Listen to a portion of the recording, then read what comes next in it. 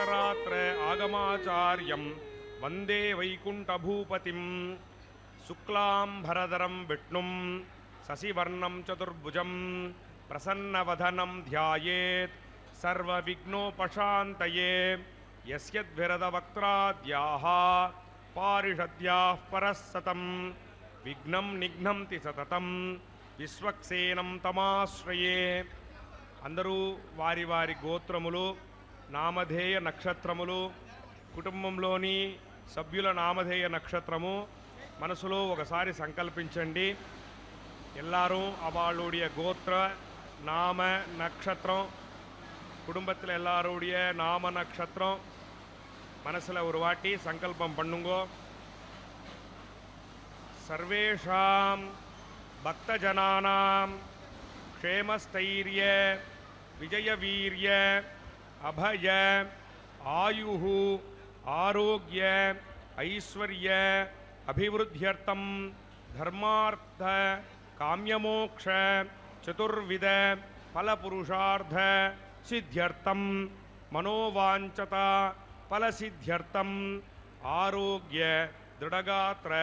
वज्रशरीराभिवृद्ध्यर्थं इष्टकाम्यार्थफलसिद्ध्यर्थं लोकक्षेमाभिवृद्ध्यर्थं श्री पद्मावती श्रीनिवास कृपाकटाक्षसिद्ध्यर्थं कल्याणमहोत्सवम् आचार्यमुखेन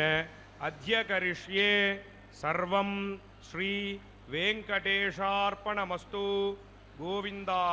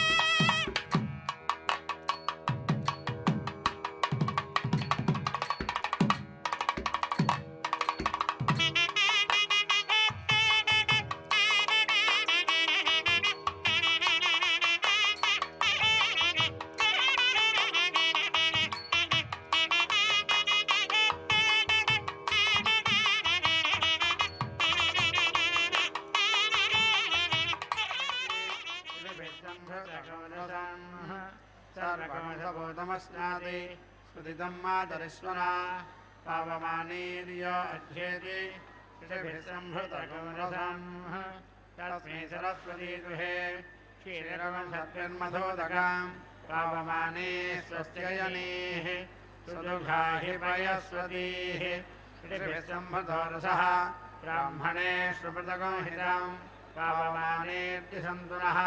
यमल्लकपथोऽहमम् कामान् समर्थयन्तु नः देवीर्देवैः समाभृताः पावमाने स्वस्त्ययनेः सुदुघाहि घृतश्च्युतः ऋषिभिः संहृतो रसः ब्राह्मणे श्रुमृतकं हितम् येन देवा पवित्रेण आत्मानं पुनते सदा तेन सहस्रधारेण पावमान्यप्नुन्तु मा प्राजापत्यं पवित्रम् ततोऽद्यामगं हिरण्मयम् तेन ब्रह्मविदो वयं भूतं ब्रह्म पुनीमहे इन्द्रस्वनीति सह मा पुनातो स्वमस्वस्यावरुणः समीच्या यमराजा प्रवृणाभिः पुनातु मा जातवेदामोर्जयन्त्या पुनातो भूर्भुवः सुवः तच्छंयोरावृणीमहे गातुं यज्ञाय गातुं यज्ञपतये दैवी स्वस्तिरस्तु नः स्वस्तिर्मानुषेभ्यः ऊर्ध्वं जिगातु भेषजं शन्नास्तद्विपदे शञ्चतुष्पदे ॐ शान्तिः शान्तिः शान्तिः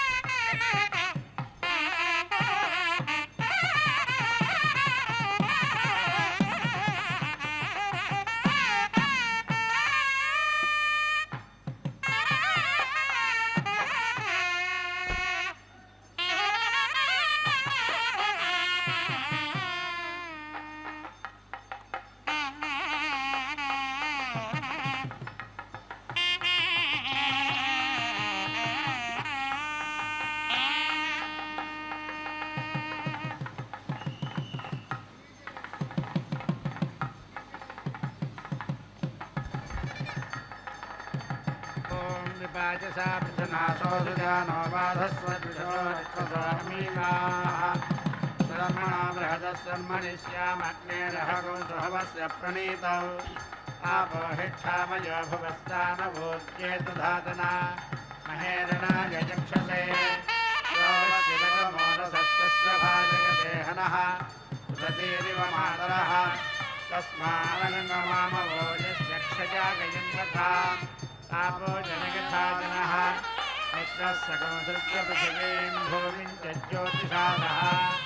सुजातं जातवैर्जमग्निं वै स्वानरं विभं मयक्ष्माय प्रातकं सजामि प्रजाभ्यः ते त्वा देवा वै स्वानराश्चकरन्ददानसुधेन छन्दसाङ्गिरसदे पुत्रास्सम्भुक्तपृथिवीं बृहज्योतिस्समीधिरे भानुरजस्वैच्छत्रो देवेषु रोचते रुद्रैर्धीरैः कर्मण्यामृतम् हस्ताभ्यां गद्वीं गत्वा शनिवालीकरोतु ताम् शनिवाली सुखभद्रा सुधीराश्वौपसा साधुभ्यमदिते महाहस्तयोः ङ्गरोच सख्या बाहुभ्यामनिसिद्धिया माता पुत्रं यथोपस्थे शान्तिं विभक्तगद्भायस्य पदे स्थः तदवत्वा गृह्णन्तुगायत्रेण छन्दसाङ्गिरत्वसिद्ध्यसि रुद्रास्त्वा गृह्णन्तु वैष्णवेन छन्दसाङ्गिरस्वदन्तरिक्षमस्यादित्यास्त्वा गृह्णन्तु जागतेन छन्दसाङ्गिरस्वद्यौरसि विश्वे कृण्वन्वानुष्यभेन छन्दसाङ्गिरस्वद्विशोधि ध्रुवासि धारयामयि प्रजागं रायश्लोषङ्गौ वच्यं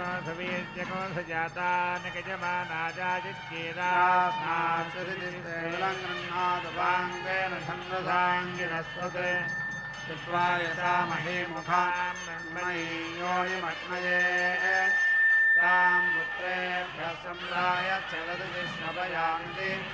तदवस्त्वाधूपयन्तु गायत्रेण छन्दसाङ्गिरस्वद्रुद्रास्त्राधूपयन्तो वैष्णवेन छन्दसाङ्गिरस्वदादित्यास्त्राधूपयन्तु जागतेन छन्दसाङ्गिरस्वद्विश्वे देवा वै स्वानराधूपयन्त्वानुष्टुभेन छन्दसाङ्गिरस्वदिन्द्रस्त्राधूपगत्वङ्गिरस्वद्विष्णुस्त्राधूपयत्वङ्गिरस्वदितिस्वा देवीयावती पृथिव्यात्सधत्थेङ्गिरस्वख्यनत्ववटदेवानां पत्नी देवीर्विश्वदेव्यावती पृथिव्यात्सधत्थेङ्गिरस्वद्दधतुखे धिषणास्ता देवीर्विश्वदेव्यावती पृथिव्यात्सधत्थेङ्गिरस्वदभिन्धतामुखे ज्ञास्त्वा देवीर्विश्वदेव्यावती पृथिव्यात्सधत्थेङ्गिरस्वच्छ्रवयन्तो त्रयोजनयस्त्वा देवीर्विश्वदेव्यावती पृथिव्यात्सधत्थेङ्गिरस्वत्पचन्दुखे विपरीतामुखान् पचैषामाभेदि येषां ते परिददाम्यभित्ते अभीमां महिनादिवं मित्रो बभूव सप्रथाः शिवश्रवसा पृथिवी चित्रस्रवो देवस्य दानसे चित्रस्रवस्तमं ते प्रस्ता सवितोत्वपरोस्वङ्गुरिः सुबाहुर्सख्याः अपद्यमाना पृथिव्या साविषा आवृणा उत्तिष्ठबृहति भवोद्भातिष्ठध्रुवा स्वां वसवस्त्वाच्छृन्दन्तुरायत्रेण छन्दसाङ्गिरस्वद्रुद्रास्त्वाच्छृन्दन्तुत्रेष्टिभेन छन्दसाङ्गिरस्वदादित्यास्त्वाच्छृन्दन्तु जागतेन छन्दसाङ्गिरस्वद्विश्वे देवा वै स्वानरा आच्छृन्दन्त्वानुष्टुभेन छन्दसाङ्गिरस्वते समास्ताग्नर्तववर्धयन्तु संवत्सराविषयोजानि सद्या सन्दिव्येन दीदिशरोचनेन विश्वा आभाहि पृथिव्याः पञ्चेभ्यस्वाग्ने प्रचबोधयेनमुच्चतिष्ठमहते सौभगाय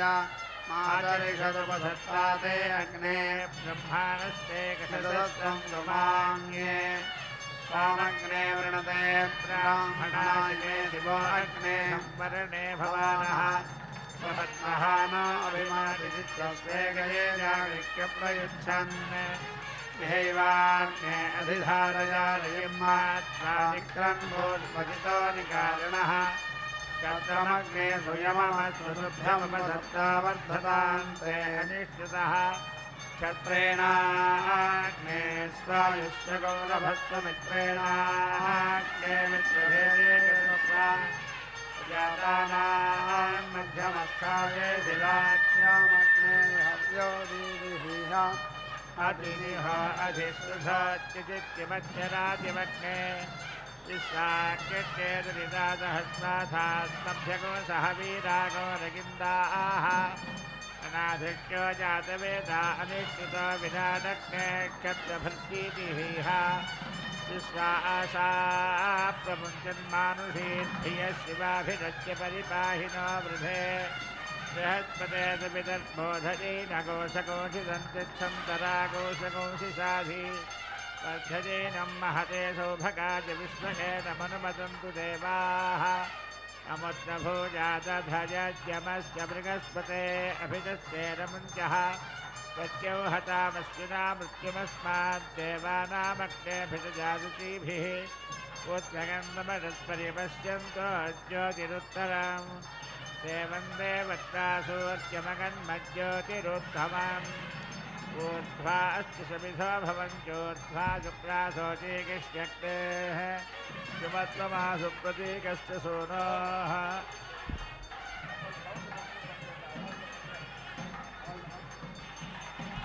किमत्वमासु प्रतीकस्य सूनोः तनो न पादुसुरो विश्ववेदा देवो देवेषु देवः पधानक्तिमध्वा गतेन मध्वा यज्ञन्नक्षते प्रीणानो न राशगंसो अग्ने सुकृद्देवः सविता विश्ववारः अच्छायमेति सवसा गतेनेडानो नमसा अग्निग्रस्रुतो अध्वरेषु प्रयत्सु सयक्षदस्य महिमानमग्ने स ये मन्द्रासु प्रयसः वसुश्चेतिष्ठो वसुधातमश्च द्वारो देवीरन्वस्य विश्वे व्रता ददन्ते अग्नेः रुव्यचसोधाम्नापत्यमानाः ते अस्य योषणे दिव्येन यो न उषासा नक्ता इमं यज्ञमवतामध्वरन्नः दैव्या अवतारा ऊर्ध्वमध्वरन्नोऽग्ने जिह्वामभिगृणीतम् कृणदन्नस्मिष्टिम् तिस्रो देवीर्बर्हिरेदकंसदन्त्रिणा सरस्वती भारती महीगृणाना तन्नस्त्ववीपमद्भुतं पुरुक्षत्वष्टा सुवीरम् कायस्पोषं मिष्यतु नाभिमस्मे मनस्त्वदेव सुर्यारुराणस्मना देवेषु अग्निर्हव्यकंसमितासूदयाति अग्ने स्वाहा गृणी जातवेद इन्द्राय हव्यम् विश्वे देवा हविरिदञ्जुषन्ताम् हिरण्यगर्भः समवर्तताग्रे भूतस्य जातपतिरेक आसीत् तदाधारपृथिवीन्द्यामुते माङ्गस्मै देवाय अभिषाविधेम प्राणतो निमिषतो महित्वैकैद्राजा जगतो बभूव ईशे अष्टत्रिपदच्चतुष्पदकस्मै देवाय विधेम आत्मदा बलदायस्य विश्व उपासते प्रसिशंयस्य देवाः विश्वछायामृतंयस्य मृत्युस्तस्मै देवाय हविषा विधेम यस्येमे हिमवन्तो महित्वा यस्य समुद्रगणसया साहाहुः यस्येवा प्रदिशो यस्य बाहो कस्मै देवाय हविषा विधेम यङ्क्रन्दसि अवसादस्तभाने अभ्यैक्षेता मनसा रेजमाने यत्राधिसूरमुदितौ यस्मै देवाय हविषा विधेम येन द्यौ रुद्रा पृथिवी च दृढे येन सुवस्तभितं येन नागः योऽन्तरिक्षे रजसो विमानः कस्मै देवाय हविषा विधेम आवाहयन्महतेर्विश्वमायं रक्षं दधाना जनयन्तीरग्निं ततो देवानां निरवर्तता सुरेकस्मै देवाय हविषा विधेम तस्य शापो मयिना पश्यमश्च रक्षं दधाना जनयन्तीरग्निं यो देवेष्वधि एव एक आसीत् कस्मै देवाय हविषा विधेम आकोटिमग्निं प्रयुजग्स्वाहा मनोमेधामग्निं प्रयुजग्स्वाहा चित्तं विज्ञातमग्निं प्रयुजग्स्वाहा वाचो विधृतिमग्निं स्वाहा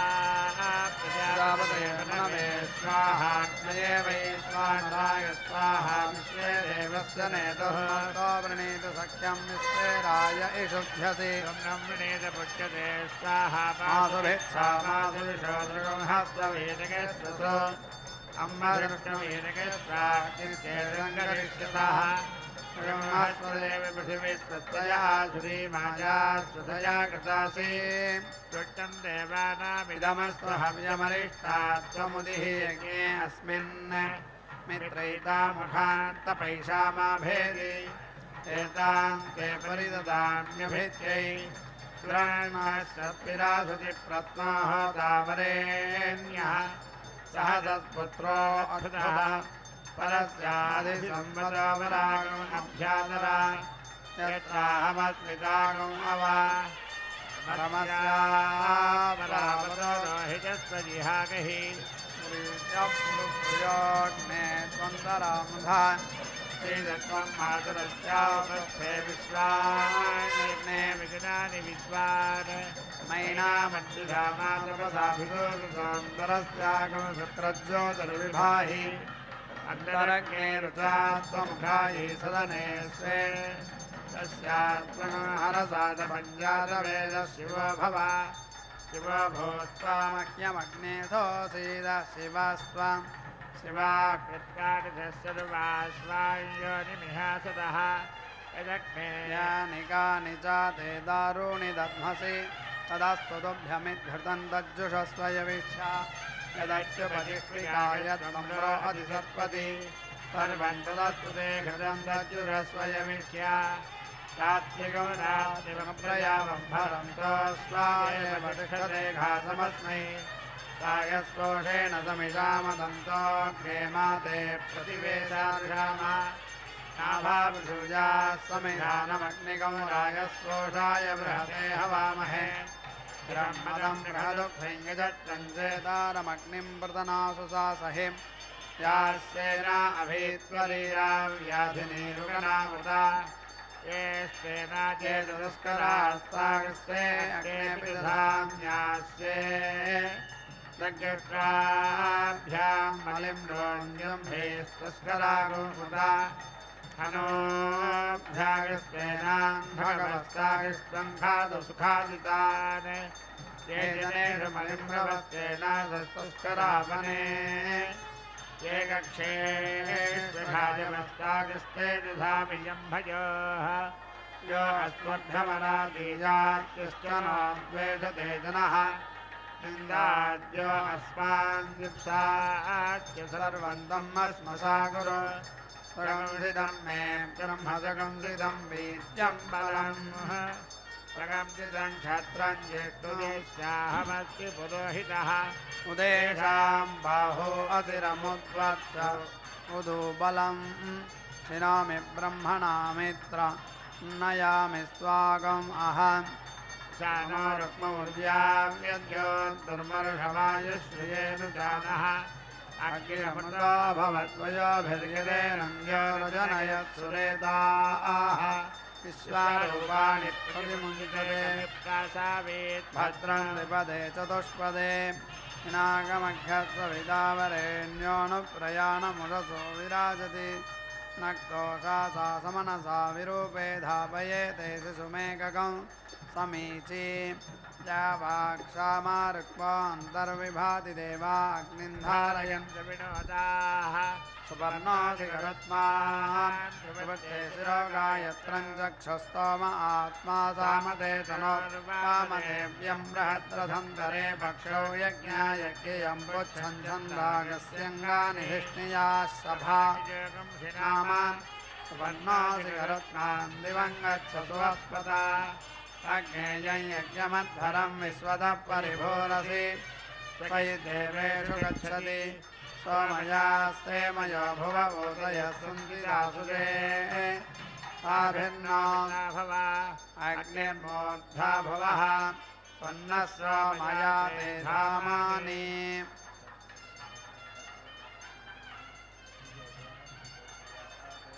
अचित्ते यच्च क्रमादैव्ये जने दीने द्रक्षै प्रभूति पूरुषत्वता देवेषु च सवितर्मानुषेषु च त्वन्नो अत्र सुवतादनागसः चोदयित्री चेदन्ति सुमतीनां यज्ञं दधे सरस्वती पावीरवी कन्या चित्रायुः सरस्वती वीरपत्नी धियं धात् नाभिरच्छिद्रगं शरणगं सजोषादुराधर्षं गणते तन्मयगंसते पूषागान्वेतु नः पूषा रक्षत्वर्वदः पूषा वाजकोसनोतु नः सुक्रन्दे अन्यद्यजतन्ते अन्यद्विषुरूपे अहनीद्यौलिवासि तिस्राहि माया अवधिस्वधावो भद्रादेवो षण्यरातिरस्तु ते वर्धन्तस्तुतवसो महित्वनानागन्तस्थो रुरुचक्रिरे सदः विष्णुर्यद्धावत्कुशलं मदच्युतं वयोनसीदन्नधिभरीडि प्रिये स्वचित्रमर्कङ्गणते सुराजमारुतागस्वतपते भरध्वम् ये सहागंसि सहसा सहन्ते रेजते अग्ने पृथिवीमकेभ्यः विश्वे देवाः यावानः पृथिवी इमगं सिद्धमर्यति विस्पृशम् यज्ञं देवेषु यच्छताम्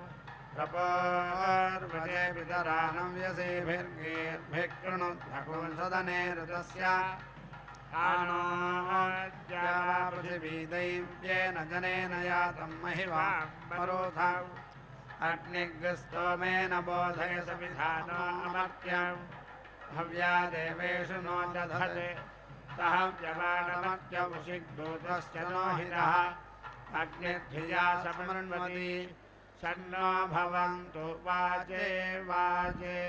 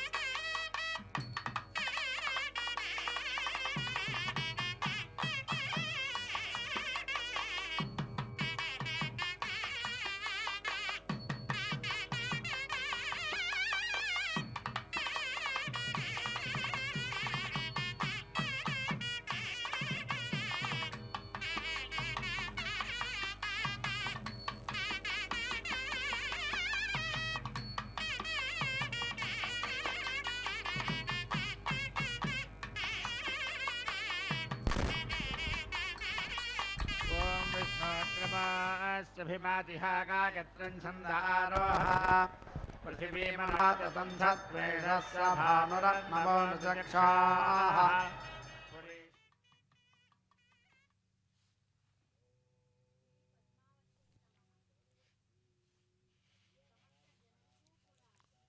இன்று ஏகாதசி திதி திருவோண நட்சத்திரம் கூடிய நன்னாள். நம்மை போன்றவர்களுக்கெல்லாம் சாதாரணமானவர்களுக்கெல்லாம் நடப்பது கல்யாணம். அன்றால் இன்று தரிசித்து கொண்டிருப்பதோ திருக்கல்யாணம். பத்மாவதி தாயாருக்கும் ஸ்ரீனிவாசனுக்கும் நடக்கின்ற திருக்கல்யாண உற்சவம். இந்த திருமணத்திலே இன்று நாம் இப்பொழுது மாங்கல்யத்திற்கு செய்யப்படுகின்ற ஷோடச உபசாரங்களை பார்த்து கொண்டிருக்கிறோம். அர்ச்சக சுவாமி அதை முறைப்படி செய்து கொண்டிருக்கிறார். திரு இல்லாமல் கோவிந்தன் இல்லை. திருப்பதி, திருமலை, திருவேங்கடம் இவை யாவுமே திரு என்கிற சப்தத்தினாலே சிறப்பு பெறுகிறது. அலர்மேல் மங்கை உரை மார்பனாக, அலர்மேல் மங்கை மணாளனாக அவன் இருப்பதால்தான் அவனுடைய அருள் நமக்கு கிடைக்கிறது. அப்படிப்பட்ட அலர்மேல் மங்கை தாயாருடைய திருக்கழுத்திலே அணிவிக்கப்பட இருக்கின்ற திருமாங்கல்யத்திற்கான உபசாரங்களை செய்து கொண்டிருக்கிறார் அர்ச்சக சுவாமிகள். இங்கே நாம் பார்த்தோம், இங்கே லக்ஷ்மி என்கிற அந்த சப்தத்தோடு கூடிய திருமாலுக்குத்தான், சேர்ந்த திருமாலுக்குத்தான் அத்தனை பெருமையும் புகழும். சீதா பிராட்டியோடு ராமன் இருந்த காலத்தில் அனைவரும் வாழ்வு பெற்றார்கள். மன்னிக்க முடியாத தவறு செய்த காகாசுரன் கூட சீதையின் அருகில் இருந்ததால் தான் உயிர் தப்பினான். சீதை அருகில் இல்லாததால் ராவணனும் வாலியும் தண்டிக்கப்பட்டனர். அப்படிப்பட்ட சீதாதேவியினுடைய அவதாரமாக இருக்கக்கூடிய கலியுகத்தில் நமக்கெல்லாம் அருள்பாலிக்கக்கூடிய ஸ்ரீனிவாசனுடைய இதய கமலத்திலே விற்றிருக்கிற பத்மாவதி தாயாருடைய திருக்கல்யாணத்தை நாம் இப்பொழுது தரிசித்து கொண்டிருக்கிறோம். இப்பொழுது அர்ச்சக சுவாமி அவர்கள் இங்கே வாசனை புகையை எம்பெருமானுக்கு காட்டிக் கொண்டிருக்கிறார். லக்ஷ்மி அவள் தயாதேவி. எப்படிப்பட்டவள்? தயவே உருவாக கொண்டவள். எம்பெருமானுக்கோ நம் ஆன்மாக்கள் மீது சில சமயங்களிலே கோபம் வந்து விடுமாம். அத்தகைய நேரத்தில் கூட அந்த பாவங்களையெல்லாம் பெரிதாக கொள்ளாமல் ஏதாவது சிறிய அளவு ஒரு புண்ணியம் செய்திருந்தால் கூட அந்த மலையளவு சொல்லி நமக்கு சிபாரிசு செய்பவள் அத்தகைய தயாதேவி. அத்தகைய தயாதேவி தான் இங்கே பத்மாவதி தாயாராக, இங்கே அலர்மேல் மங்கையாக இங்கே திருச்சானூரிலே சேவை சாதித்து கொண்டிருக்கிறாள். அவளுடைய திருக்கல்யாணத்தை ஸ்ரீ வெங்கடேஸ்வரா பக்தி சேனல் மூலமாக நாம் இல்லத்திலிருந்தே தரிசிக்கின்ற பாக்கியத்தை பெற்றிருக்கிறோம். இப்பொழுது எம்பெருமானுக்கான அத்தனை உபசாரங்களையும் அர்ச்சகர் சுவாமி செய்து, மாங்கல்யத்திற்கான அத்தனை விதமான உபசாரங்களையும் செய்து, பூஜைகள் செய்து, அதை எம்பெருமானுடைய உத்தரவு பெறுவதற்காக அவன் திருக்கையிலே சாற்றி இப்போது அதற்கான காரியங்களை செய்து கொண்டிருக்கிறார் அர்ச்சக சுவாமி. ஒரு சமயம் சீதையை பார்த்து வருவதற்காக சென்ற அனுமன் அங்கே சீதா பிராட்டியிடம் ஒரு வரம் கேட்கிறான். அந்த வரத்தின் மூலமாக, தாயே, உங்களை கண்டு நான் சொல்லி ராமனிடம் தகவல் சொல்வதற்கு முன்பாக எனக்கு ஒரு வரத்தை தர வேண்டும் என்று கேட்டான். இப்பொழுது மாங்கல்யம் நம் பார்வைக்காக, நம் வாழ்த்து பெறுவதற்காக, நம்முடைய இல்வாழ்க்கை சிறப்பிப்பதற்காக, அனைத்து சுமங்கலிகளுடைய இந்த மாங்கல்யம் நீடித்து இருப்பதற்காக எம்பெருமானுடைய திருக்கரத்திலிருந்து பெற்ற அந்த திருமாங்கல்யத்தை பத்மாவதி தாயாருடைய திருக்கழுத்திலே அணிவிக்கிறார் அர்ச்சக சுவாமி. இப்பொழுது அங்கே மாங்கல்ய தாரணம் சிறப்பாக நடைபெற்று கொண்டிருக்கிறது. பத்மாதேவி ராதாரமண கோவிந்தா கோவிந்தா. இங்கே சீதையும் அனுமனும் பேசிக்கொண்டிருக்கும்போது அனுமன் கேட்கிறான், எனக்கு ஒரு வரம் தர வேண்டும். என்ன வரம்? உங்களை பாடாய்படுத்தி இந்த அரக்கிகளை கொன்றொழிக்க வேண்டும் என்று கேட்டபொழுது, அவர்கள் என்ன பாவம் செய்தார்கள் என்று சீதாதேவி அதை தடுத்து விட்டாள். இப்படி தனக்கே பாவம் செய்தவர்களுக்கு மன்னிக்கக்கூடிய தயாதேவி, தயா அந்த லட்சணத்தை, தயவை முழுமையாக கொண்டவள் தாய். இந்த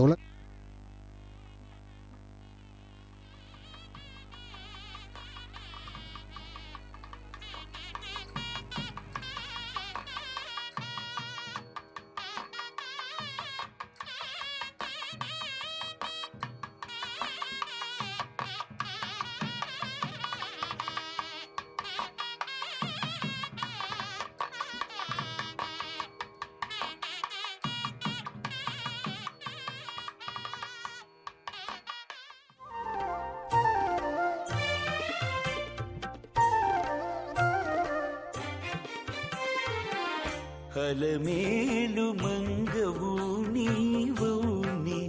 పతి చేకొంటిని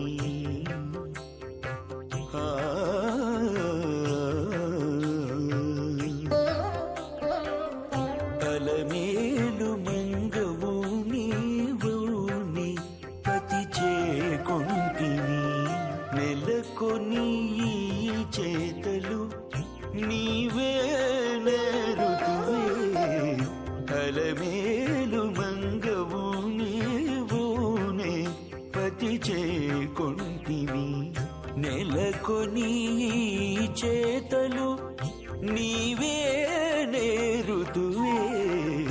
అలమేలు మంగవు నీవునే పతి చేకొంటివి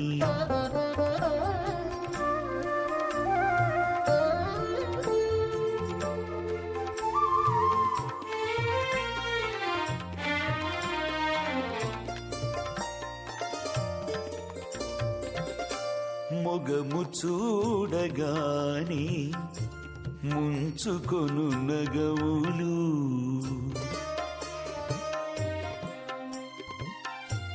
మొగము చూడగానే ముంచుకొను నగవులు నగగానే పెనగొని నాటు తగులు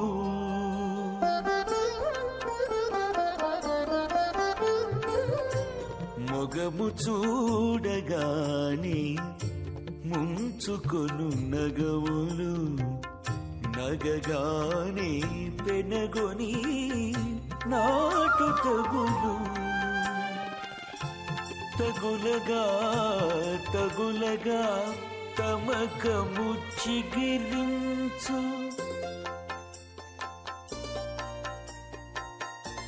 తగులగా తగులగా తమకము చిగిరించు చిగిరింపునాసలు చిమ్మిరేచువలపు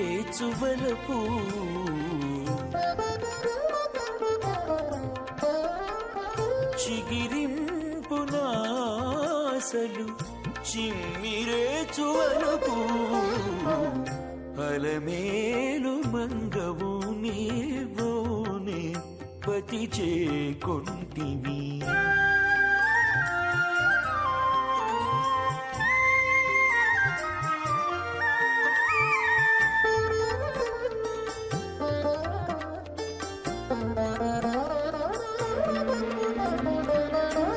వలవగా వలవగా వడిపెట్టు తలపులు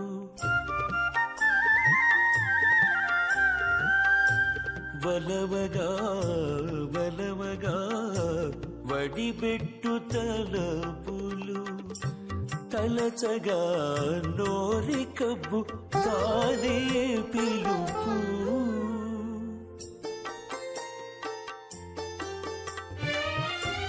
వలవగా వలవగా వడిపెట్టు తలపులు తలచగా నోరి కబ్బు తానే పిలుపు పిలువగా పిలువగా పెనలు కొను చెలిమి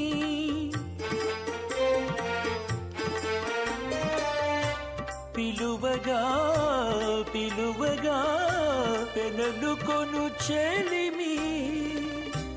చెలిమి కడు సేయగా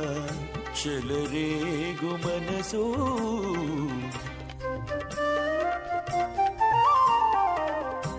చెలిమి కడు సేయగా చెలరేగు మనసు అలమేలు మంగవు నీవోనే పతి చేకొంటివి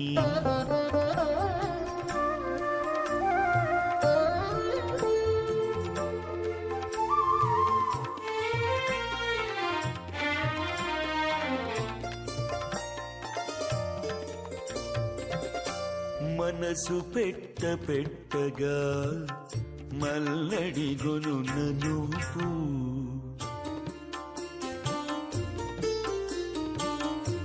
మనసు పెట్టగా మల్లడి గొలున నువ్వు ననుచగా ననుచగా నంటులెనయు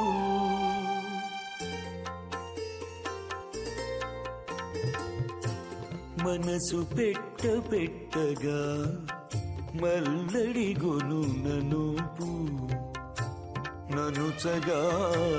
ననుచగా నంటులెనయు ఎనయగా శ్రీ వెంకటేశుడు ఏలే గుట్టుగను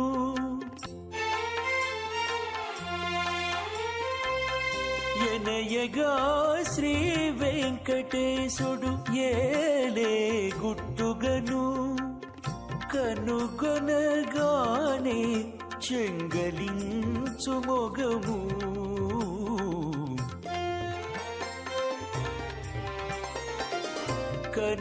కనుగొనగానే చెంగలించు మొగము అలమేలు మంగవు నీవోని పతి చేకొంటివి నెలకొని చేతలు నీవే నేరుతువే అలమేలు మంగవు నీవోనే పతి చేకొంటివి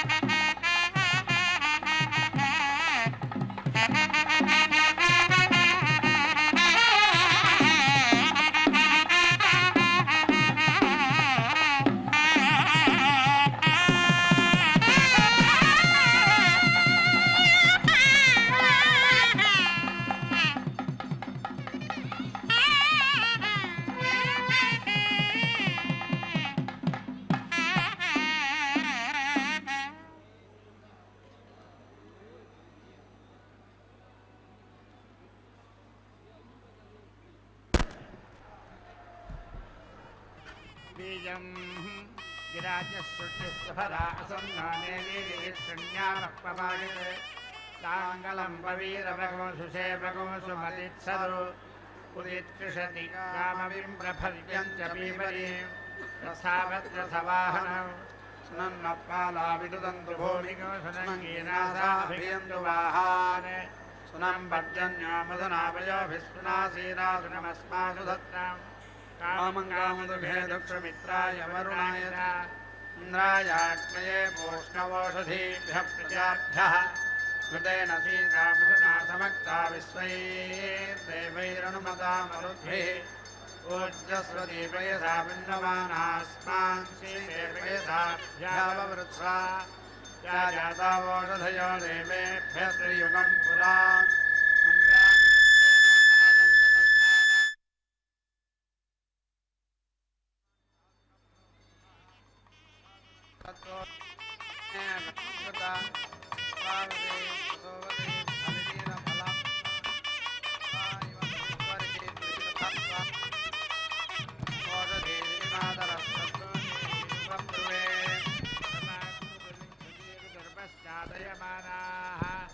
अश्वत्थेवो निषदनं कर्णेवो वसति कृतां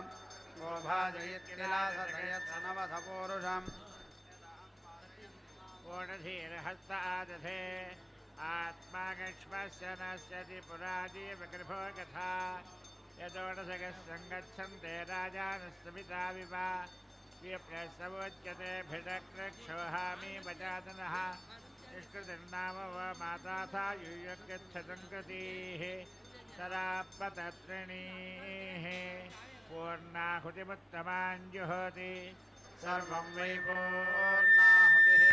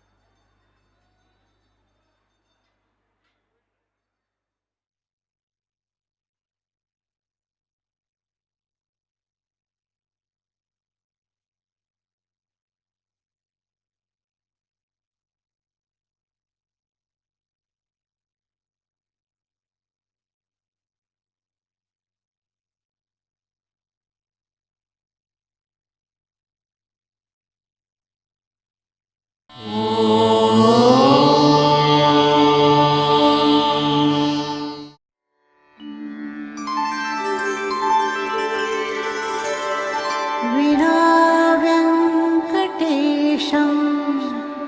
ननाथो ननाथः सदा व्यङ्कटेशं स्मरामि स्मरामि हरे व्यङ्कटेश प्रसीद प्रसीद प्रियं वेङ्कटेश प्रयच्छ प्रयच्छ